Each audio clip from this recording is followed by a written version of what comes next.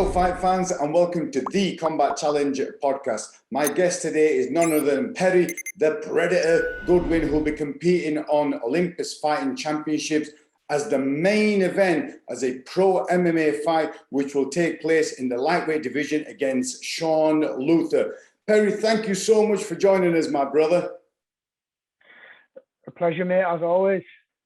It took some time to get this audio and stuff sorted out, but we've got it sorted out with my friend. Yeah, I'm not the best with technology, man. No, but I appreciate it, man. And also, I appreciate you still having the muchacho. You haven't got rid of that, which is really cool as well. Yeah, I bring it back for the fights. That's pretty much, I don't have it all the time, but when it's time to fight, I grow it for them. For sure, man. Well, Perry, we're going to talk about your upcoming fight with Shaun Luther. But before we do that, can we just get a feel of your martial arts journey from a young age? What sort of disciplines you were in and how you ended up where you are now? Well, for those who don't know, I've always been a very active person. So I've always been in all sorts of sports. My parents kept me in like any sport really. Basically, I had ADHD. I'm an absolute hyperactive person. So I'm a runabout doing all sorts of, keep me busy, keep me from out of trouble, and keep me in any sort of sport. So like when I was real young, I done sort of like kickboxing classes and stuff like that, like cardio kickboxing and stuff like that. But as I was older, I got into rugby, enjoyed rugby, played that to a decent level. But when I spent quite a bit of time in the sin bin for scrapping, I think it was time to change sports. Like, and I watched this stuff on my older brother was like, oh, it was on Bravo, the UFC, and I watched that, took the Dell, all the old reruns at about 11 o'clock, 10 o'clock at night when we were before school and stuff. And eventually I started, I found someone that not so much taught MMA, but it was a few pouncers in, we were renting some mats in like a hall, and we, or in a garage anyway as well. And we practiced triangle chokes and arm bars and stuff like that. And I had my first fight under that sort of practicing of fighting. But I've always been like a tough guy, so that tended to get me pretty far in fighting. So that was it. I moved on from there to better gyms, trained at like the MFA with Abdul Mohammed and all that, and then up to the dungeon. Trained with all the guys up there on my BJJ, and just like progressed with it till I found my home at the minute now, where I'm at TFT, where I feel like I fit in. My coach Andrew Fisher puts a lot of time into me, and all the lads there, they're top guys, like honestly. And although I do like shoot over gyms when I get time from like, so I work quite a lot. But when I get time, if I can get one over gym, I'll be going to like a 10 of popped over gyms. I went to Gracie Barha Middlesbrough before my last fight just to do some jiu-jitsu with them. I train for this camp. I've spent a lot of time with Alexa Ellis Younger, Northeast Jiu-Jitsu. Really, really, really crazy jiu-jitsu there. All the guys there are amazing, and that's where I'm at the minute. Obviously, I went from playing a little bit of rugby to fighting for a world title in my last fight, although I come up short. I'm pretty good. No, good on you, man. At least the thing is, like you said, with your parents, they've kept you busy, even though, you know, when you got diagnosed with ADHD, they thought, right, let's try to channel that energy somewhere. And I'm sure that's helped you along the way, right? Oh, yeah, well, I think that was the only thing that I could have done, because I'm a bit of a nightmare, man. Like, and if I don't have a focus, I'm gonna go, like, regardless what it is. If it's eating, I'm gonna overeat. If it's drinking, I'll drink too much, and if it's training, God, yeah, I'm tunnel vision, and I turn into like a psychopath. So as long as I'm focusing on something, I'm doing it over the top, and tend to do it pretty well. As long as it's good. Well, it sounds like you're full on, aren't you? Whatever you decide to do, you're full on into it, which is good as well, especially with like MMA and specifically with like jiu-jitsu and striking. You can really engross and invest the same amount of time as someone else, but because you're concentrating full on, you'll be able to reap a little bit more reward from it, right?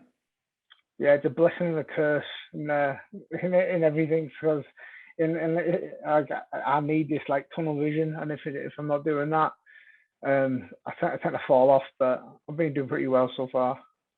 And you mentioned MFA, is that Middlesbrough Fight Academy, and you mentioned Abdul Mohammed, and is Jamie still there? Jamie's not there. He's got his own jiu-jitsu gym at the minute. But yeah, that's who I started off with Jamie. He's my first proper grappling coach. And Abdul, I still pop up to MFA now and again to train with the likes of Harry Hardwick, George Hardwick. I think I've got coming down next week to TFT, get some sparring in with George. And Abdul's obviously he's a top bloke, nice man as well. So I had to go down there now and again. See, Abdul's a funny guy, right? Because every time I used to see him, he'd never smile, right? And he always used to remind me of like a miniature Randy Couture, right? Yeah, that's what he is. He's a slam man. Because I used to say to him, I said, look, brother Abdul, why don't you ever smile, man? And he'd just tilt his head and give me that look. You know, he'd have those specs on. Yeah, he's still working the doors now with them specs. Really? Oh, man. Yeah, man. And the thing is, his age is a bit of a mystery as well, right? Nobody really knows how old he is. His age is, he's like Yoel Romero. No one knows his age. Yeah, for sure. Now, the other thing you mentioned, the Hardwick brothers, and I've spoke to both George and Harry, but one of them recently fought, and he did like this body shot where he ended up doing a hook and then a body. Have you seen that one where he dropped the guy with body shot? Was that Harry? That was George. That's who we're hoping to get some rounds in with next week before my fight. Both of them are real good fighters. One's a featherweight, and that's Harry, and George is a lightweight, and that's who I'm looking to get some rounds in with for this next fight. That's the same shot I got finished with my fight, mate. We're against for the title. So like honestly, it's a horrible shot, and he did it perfect.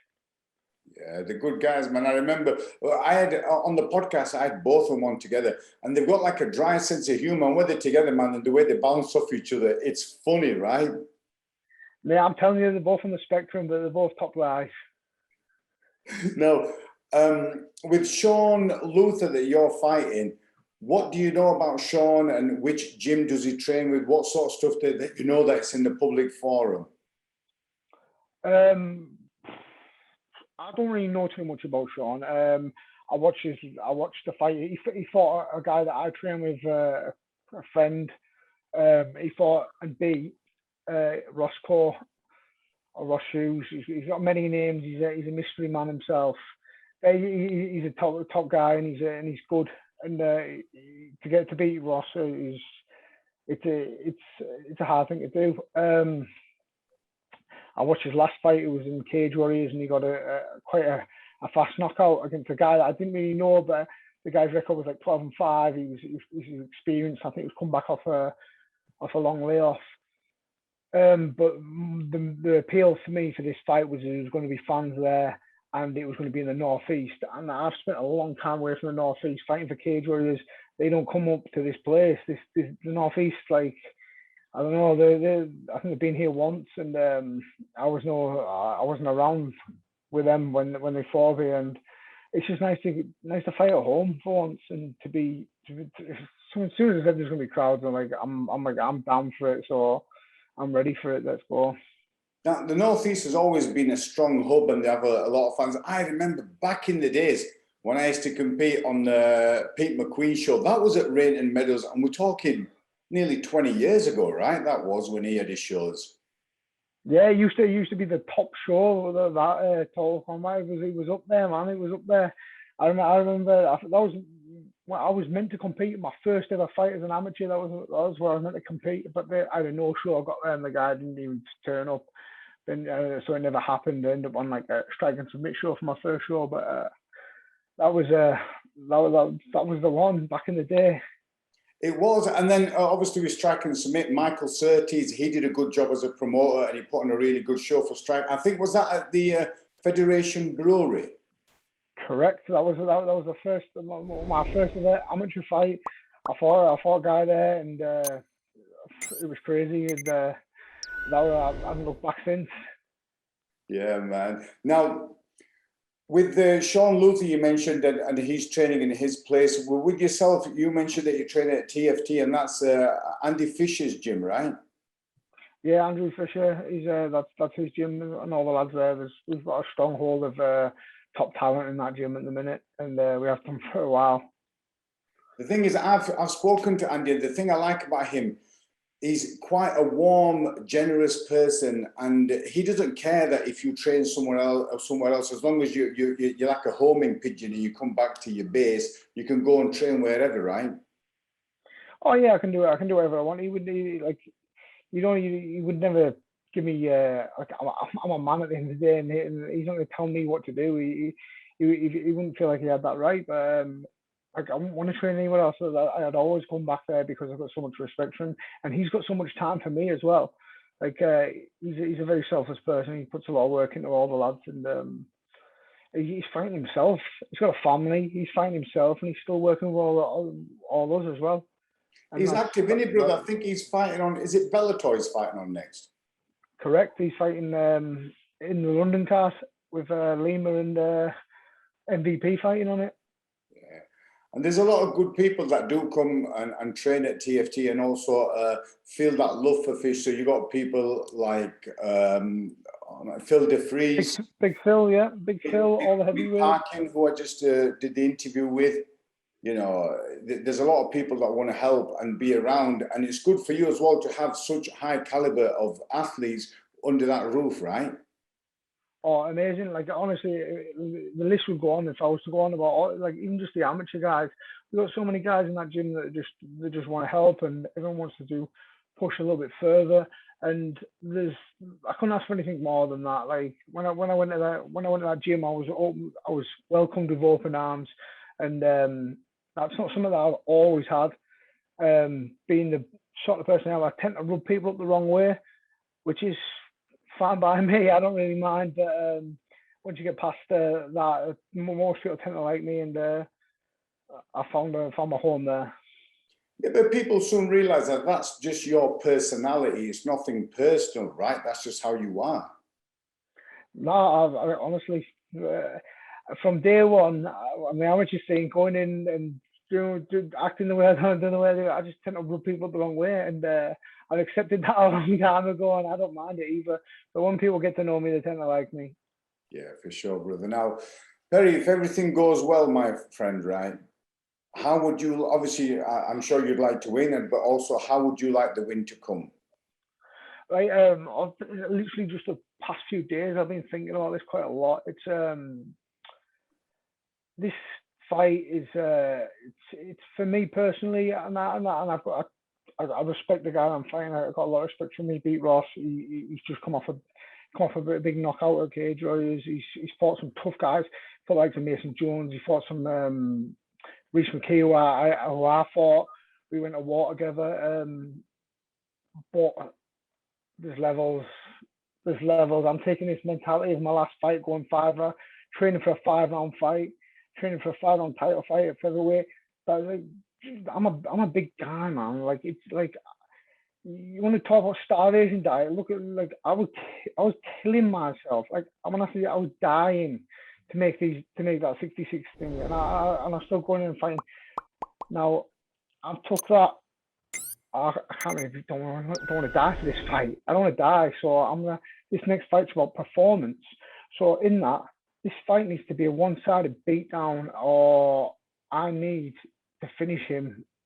And it needs to be a finish or just a total one-sided. And no back and forth wars. I think I went in the last fight looking for maybe that back and forth war, and the guy was just like, he didn't want to play that game with me, and he picked me apart. So I'm looking to pick this guy apart, and I've got all respect. We can have a drink after, and all that. But until that point, it needs to be a beatdown, and I need to be one-sided. I need to finish this fight, and that's the mentality going in with it. It's a good mentality to have, brother. And, you know, I'm sure either yourself or Shaun, whichever one gets to win, the other person will appreciate, you know, that they did everything they could, and maybe they have to just kind of fine tune the skills. What I am going to do, Perry, is I'm going to put the link, you know, to the bio for the pay-per-view, because I think the show is actually sold out, but people can watch it pay-per-view, right? Yeah, it's definitely sold out. Like there's people trying to get tickets from all over, but it's Franklin put a big card together. What can I say? He's sorting out. He's paying me well. He's actually pulled it out the bag for this one. Like the guys that he's got on it. You look at the card. The main card's crazy. He's got some pretty good amateur fights on it. He's looking after his, and I'm thankful for being the main event of a show with such good guys on it. You know, I talk to Franklin, right, behind the scenes, and we always have a chat every couple of days. We'll speak to each other. And brother, this show that he's put on and what he's got planned for everyone, it's going to be unreal, and people are going to be super shocked and excited about Olympus Fighting Championships, only because of the amount of time that he's invested in getting this ready. I'm telling you, brother Perry, you just watch, man. I don't know if you know anything about the background of this event, but he's really invested a lot of time and money to make it look the best he can, brother. Well, I'm glad for that, because I'm looking to put on a show, and I want people to be talking about what I've done in this main event, and if the show's good, they'll be talking about, well, did you see what happened when I knock him out cold? Because that's the plan. I'll get the submission either, because come on, I got a purple belt as well. I train with some good jiu-jitsu guys, so I can submit people as well. For sure, brother. Well, listen, Perry, regardless of the result, once the fight's done, you're going to come back on and we're going to talk about the fight and break it down, right? Oh yeah, 100%. I like to go over that, definitely. For sure. Well, yeah, definitely. I love that. Oh, I appreciate that. Well, listen, Perry, all the best, and I'll see you on at the show at Rainton Meadows at Olympus Fighting Championships. And take care, my friend, and I'll speak to you soon, brother. Yeah, I'll just give a shout out to Hard Life Fightwear places and quality retail services, because after my last fight, it took a loss. There wasn't too many people that were looking to get behind, but there's two people there that stuck behind us, and for the next bout, I'll be walking out with Rangers colours, and I lost another cousin recently up Glasgow, and he was a big Glasgow Rangers fan, and I'll be walking out with the colours for the next one, and that's it, man. No, I appreciate it. Now, the thing is, you know, as fighters that compete, even at such a premiership level, you still need people to invest some time and money into to allow you to train and get to where you are. Otherwise, you'll struggle, right? Correct. I'm working 6 days a week, man. I'm working 6 days a week, and I'm still fighting. So, I don't mind. That's why I work 6 days a week. I work 6 days a week so I can support our lads. I can do what I do, and don't have to worry. I got a nice house. I got a nice thing going, a good job. But I'm also a hell of a hard worker, and I'll never change. For sure, Perry. Well, listen, my brother, take care, and hopefully I'll catch up with you at the show, and then afterwards when we have another podcast, my friend. Okay. Definitely, man. Definitely.